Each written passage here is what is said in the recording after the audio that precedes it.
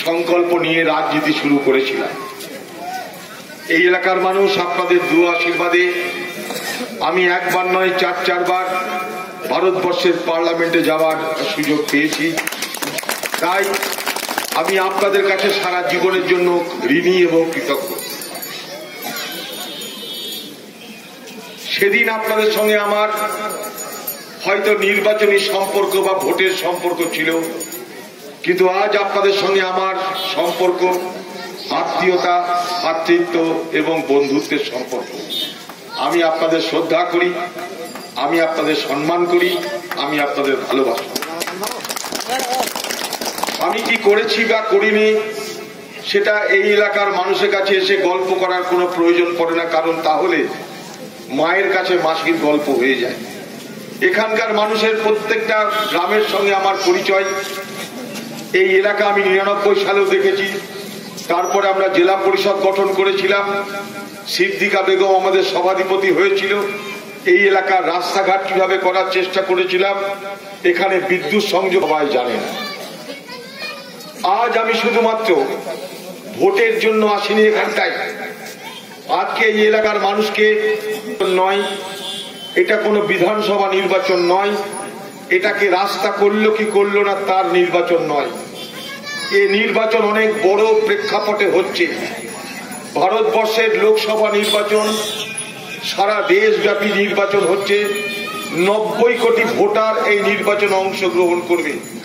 গোটা ইউরোপ মহাদেশ, গোটা আফ্রিকা মহাদেশে যত মানুষ বসবাস করে তার থেকে অনেক মানুষ এই ভারতবর্ষের নির্বাচনে অংশগ্রহণ করবে ভোটার হিসাবে, যাদের সংখ্যা 90 কোটি। পৃথিবীতে এত বড় গণতান্ত্রিক ব্যবস্থা আর কোথাও নেই। কিন্তু প্রশ্ন অন্য জায়গায়। প্রশ্ন হচ্ছে আগামী দিনে ভারতবর্ষের ক্ষমতা আমরা কাদের হাতে তুলে দেব, এটা সব থেকে বড় প্রশ্ন। কারণ আমরা দেখতে পাচ্ছি যে বিজেপি সরকারের পরিচালনায় আজকের ভারতবর্ষ নতুন সুরে, নতুন কথায়, নতুন আচরণে, নতুন ভাষায় কথা বলছে।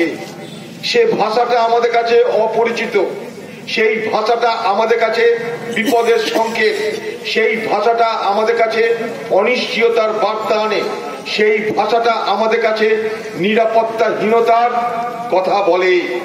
সে বার্তাটা কি, সে ভাষাটা কি? তা হলো এই ভারতবর্ষের মতন বহু ভাষাভাষী, বহু ধর্ম, বহু জাতির এই যে বিরাট ভারতবর্ষ, এই ভারতবর্ষকে একটা রাজনৈতিক দল বলছে হিন্দুর রাষ্ট্রে রূপান্তরিত করতে হবে। এমনও আবার উঠানো হচ্ছে যে ভারতবর্ষে যারা মুসলমান বাস করে তাদেরকে পাকিস্তানে পাঠিয়ে দাও, ভারতবর্ষে যারা মুসলমান বাস করে তাদের ভোটের অধিকার কেড়ে নাও। অর্থাৎ এই ভারতবর্ষকে আগামী দিনে হিন্দু রাষ্ট্রে রূপান্তরিত করার মধ্য দিয়ে ভারতবর্ষের যে ধর্মনিরপেক্ষ চরিত্র, ভারতবর্ষ যে বহুত্ববাদের দেশ, এ দেশ আমরা সবাই গড়েছি। সেই যে ভারতবর্ষ যুগ যুগ ধরে পৃথিবীর মানুষকে শিক্ষা দিয়েছে, দেখো আমরা কেমন করে কাঁধে কাঁধ মিলিয়ে চলি। যদি পারো তাহলে আমাদের কাছ থেকে শিক্ষা নাও।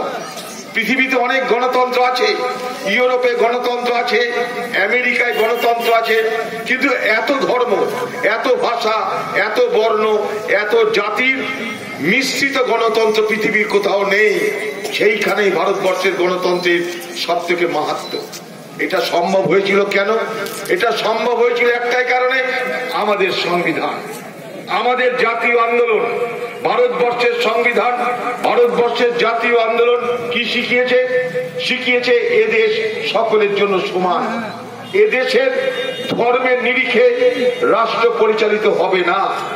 এদেশের সকল মানুষ তার নিজ নিজ ধর্ম পালন করবে, নিজ নিজ ধর্মের কথা বলবে, কিন্তু রাষ্ট্র পরিচালনার ক্ষেত্রে এদেশ কখনো একটা নির্দিষ্ট ধর্মের দ্বারা পরিচালিত হবে না। তাই আমাদের দেশের নাম কি? আমাদের দেশের নাম ধর্মনিরপেক্ষ দেশ। আমাদের দেশের নাম কি? আমাদের দেশের নাম প্রজাতান্ত্রিক দেশ। For the people, of the people, by the people. অর্থাৎ মানুষের জন্য এই দেশ, মানুষের দ্বারা নির্বাচিত এই দেশ, মানুষের সেবার জন্য এই দেশ। এই যে একটা দেশের চরিত্র, যে চরিত্রটাকে ধরে রেখে আমরা 70 বছর এই ভারতবর্ষকে শক্তিশালী করেছি। আজকে সেই জায়গাটাকে দুর্বল করার জন্য সুপরিকল্পিত ভাবে একটা প্রচেষ্টা চলছে। এটার কাছে, এটা ভারতবর্ষের মানুষের কাছে অত্যন্ত চিন্তার বিষয়। এই জায়গাটায় ভারতবর্ষের মানুষকে সতর্ক থাকতে হবে। দেখুন, আজ ভারতবর্ষের পাশে পাকিস্তান। পাকিস্তান ইসলামী রাষ্ট্র, কিন্তু সেই পাকিস্তানে ভারতবর্ষের মতো গণতন্ত্র নেই। ভারতবর্ষের পাকিস্তানের থেকে বেশি মুসলমান বসবাস করে। স্বাধীনতার সময় সব মুসলমানকে ডেকেছিল মোহাম্মদ আলী জিন্না যে তোমরা পাকিস্তানে চলে এসো। কই ভারতবর্ষের মুসলমানরা তো যায়নি। তারা কেন যায়নি? তারা মনে করেছিল এটা তাদের দেশ, তাই যাবো না আমরা। তাই তারা যায়নি। বহু সাদাসাদি করেছিল মোহাম্মদ আলী জিন্নার পাকিস্তান, বলেছিল এটা মুসলমানদের দেশ, তোমরা সব চলে এসো। যায়নি ভারতবর্ষের মুসলমান। তাই আজ পৃথিবীতে সব থেকে বেশি মুসলমান কোথায় পাওয়া যায়? ইন্দোনেশিয়ায়। তারপর পৃথিবীতে সব থেকে বেশি মুসলমান ভারতবর্ষে। 2050 সালে সারা পৃথিবীর সব থেকে বেশি মুসলমানের স্থান হবে এই ভারতবর্ষ। তাই স্বাভাবিকভাবে এই ভারতবর্ষের ধর্মনিরপেক্ষতাকে বাঁচিয়ে রাখা আমাদের সকলের দায়িত্ব, কর্তব্য।